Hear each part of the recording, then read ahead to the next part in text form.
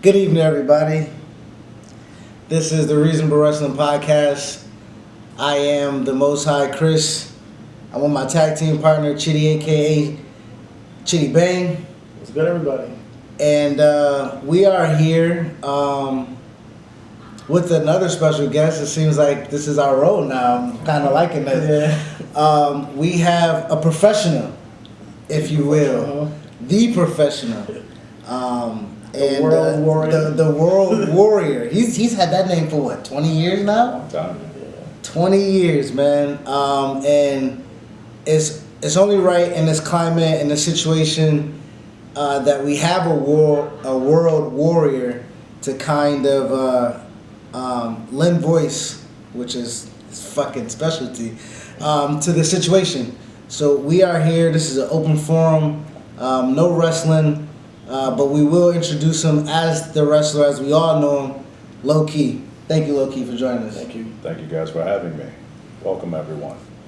What you're experiencing today, the introduction was low key, but who you're receiving today is Brandon Silvestry. He's a completely different person. And in doing so, the subject matter that we're talking about today is what's affecting so many people in today's world. And that's the issues with Black Lives Matter, Antifa, the killing of George Floyd. There's a lot on the table, but the issues that seems to be affecting everyone is a common issue that we really should understand better at this stage, but for logical reasons that may not be understood right now, it makes sense as to why everything is occurring in the fashion that it is. So I contacted these gentlemen here so we can begin this discussion. It's an uncomfortable one. It's one that needs to be addressed.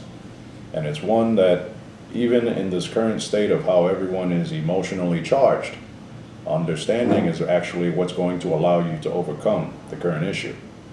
And let's begin with the issue with George Floyd, an African-American male who was killed by a corrupt police officer with an audience, a supporting cast of other law enforcement officers who seemed to show very little care for the individual being taken into custody. And what that had done, it had struck a nerve in the population, which in return caused an emotional reaction. And there's plenty of video evidence as to what has occurred with a lot of the damage going on in the United States as well as around the world. And there's several issues at play here. One is what people suspect to be racism. Racism has always existed. It always will. The reason being is because people develop biases according to their environments growing up, according to who is grooming them or raising them, whether it be parents or caregivers or the surrounding community. These are issues that everyone has to deal with. However, when severe or extreme incidents happen, it causes such an emotional, drastic effect. Most of us traditionally don't understand why it's affecting us so strongly. And in doing so, we have this charge, this reaction that compels us to really figure out or try to do something with that energy. And more often than not, when it's not controlled, it becomes destructive. Now, you say it's an emotional charge. Yes. So when you saw the video of George Floyd, what did you initially think? What were you, did you get emotionally charged? Because you've had a lot of training, you've had a lot of mental. You're a very well thought out guy. You're very composed. So with a guy with that composure, do you still get emotionally charged when you see these acts of violence? No, because I know where they're coming from. Fear. These acts are coming from fear. The gentleman who was killed was being killed for a particular reason. Whoever the chauvin, whatever the guy who was kneeling on the back of his neck, that guy intentionally killed him. There's no other way around it. You can see it. Plus, the usage of force, he was already detained. He was already handcuffed. So this is where you have to understand the emotional charge. The emotional charge, and this is because of my training. I've had to do a lot of research on the human psychology, human sociology, human physiology, human biology. Because of pro wrestling, I've had to learn science and math. That's the reason why I've survived as long as I have, because I've understood how to intelligently learn further to protect myself. In doing so, the emotional reaction is the same as any one of us would experience as a child. What's going on right now is a traumatic experience which engages the stress response or stress reaction. It becomes impulsive. Every one of us becomes susceptible to its effect if we don't understand why it's happening or how to control it. This is all the stuff that we're supposed to learn as kids. We usually learn that from our moms, our dads, our caretakers, the people who love us. These are the ones who normally help us sort through our emotions as children so that we understand how to better use them or manage them as we grow older and enter society where we engage other individuals. So these are logical reactions that are going on. As crazy as it sounds, these are logical reactions because a traumatic experience is being experienced by a large group of people. Not everyone understands how to manage a situation such as that because of how traumatic and how extreme it is. What are you left to do other than try to figure out why or try to understand? And the lack of understanding is what furthers that initial charge. Then people have witnessed somebody being abused. Natural protection comes out. We don't like watching other people being abused. No. If you do enjoy watching other people being abused, you have an issue with power. Like with this, I'm a black man in America, and this is what's happening to my people. I don't know how to respond for this, and I don't know what to say because people still aren't getting it. People still don't understand, what I feel. And when you're talking about emotional responses, it's not that it's not. It's not a response. It's a reaction. It's a reaction. Difference. Yeah. There's a difference on that. A Reaction is not impulsive. Okay. And that's what we're facing right now. Okay. We're facing big impulse reaction right now. Okay. And that's the danger because you have a large group of people who are emotionally being affected and choosing not to compose themselves despite the fact of what they feel. Even though you're feeling what you're feeling, you're not acting erratic. You're composing yourself. You have an understanding because of maturity. This is where it's going to bother a lot of people because your emotional management is the responsibility of the individual, not the responsibility of the community. So this is where we run into trouble because Our community shapes that individuality, yes, but it's still up to that individual to kind of steer his own way, make his own path. there you go. Yeah. There you go. You just touched on a good point. A common statement is product of your own environment or product of my environment. You can choose to be that if you'd like, or you can choose to continue learning and advance and improve yourself as an individual, which makes you much more of an asset to the rest of society. This is stuff that we've not necessarily been emphasizing for a long time because we've been more emphasizing emotional underdevelopment for an extremely long time. And this has been done going as far back as, let's say, the 1950s, the 1960s, when you started having more heavily influence from the educational system on the family unit than prior to. We'll talk more a little bit more about that. Like when you say we're emotionally, been almost like infantilized, like how is that done psychologically to the public? This is done out of control. There's a book called The 48 Laws of Power. That was introduced to me when I worked in the WWE. I didn't read it at the time because I'm not here to play any games to cater to anyone's ego. I've been crushing them for a long time for a reason. So this is the manner of how people want to control others. It's an issue of power. The power structure is always the same no matter what. The tactics are what change over time. They modernize. But the people who want control or power over others are filling in an insecurity based off of fear of something, whatever that may be.